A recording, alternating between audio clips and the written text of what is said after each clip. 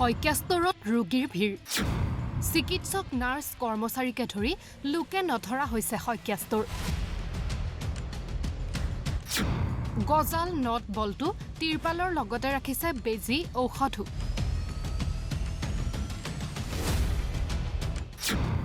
ৰোগীৰ সংখ্যা বাঢ়িলে সামগ্ৰী বিক্ৰীত অসুবিধা হয় দোকানখনত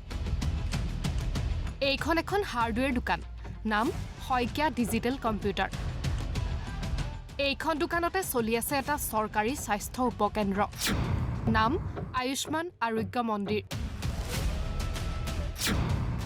নাৰায়ণপুৰৰ লেটেকুপুখুৰীৰ ১ নম্বৰ ৰঙাজানৰ এখন হাৰ্ডৱেৰ দোকান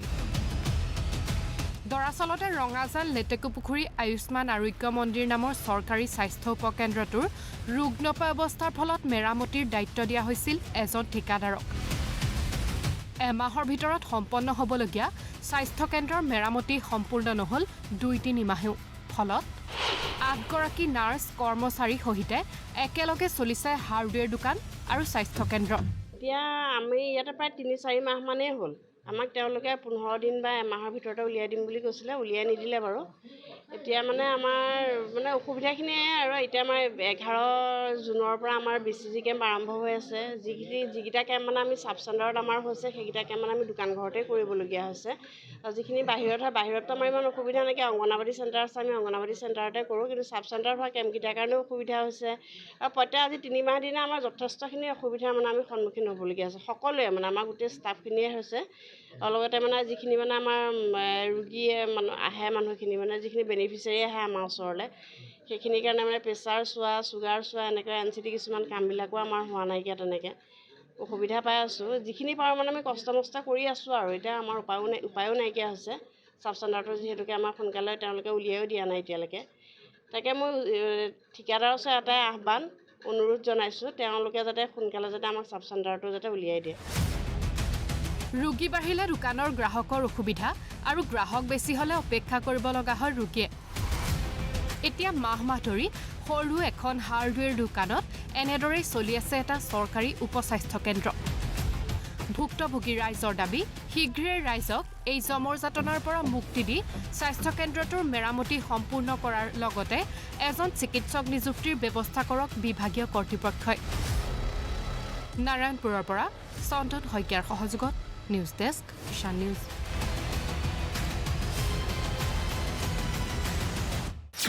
শইকীয়াস্তৰত ৰোগীৰ ভিৰ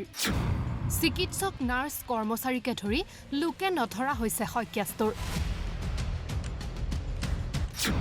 গজাল নট বলটো তিৰপালৰ লগতে ৰাখিছে বেজি ঔষধো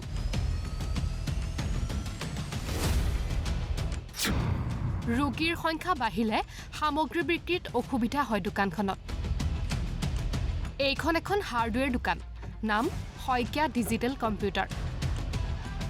এইখন দোকানতে চলি আছে এটা চৰকাৰী স্বাস্থ্য উপকেন্দ্ৰ নাম আয়ুষ্মান আৰোগ্য মন্দিৰ নাৰায়ণপুৰৰ লেটেকুপুখুৰীৰ ১ নম্বৰ ৰঙাজানৰ এখন হাৰ্ডৱেৰ দোকান